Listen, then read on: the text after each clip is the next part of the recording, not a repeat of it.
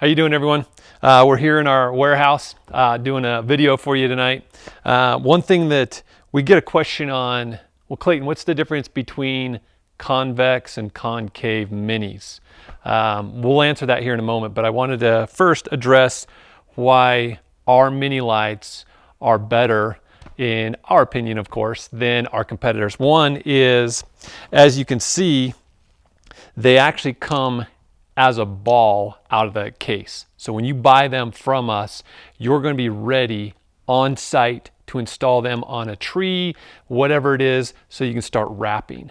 Our competitors, they do a great job with packaging their lights in a nice, neat package. But once you get to the job, what are you going to do? You're going to tear these off. Then you're going to start winding them up as you would, spending extra time to wrap a tree. Whereas again, you buy lights from us at Lights at Wholesale. They're going to come in a ball and ready for you to wrap a tree. Now let's talk about the differences between the two as far as convex and concave.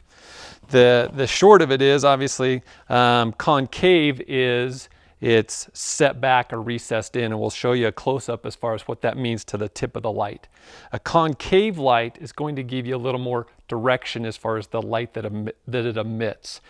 Concave light is typically 9 times out of 10 the lights that we sell for the bushes, trees, those type of applications.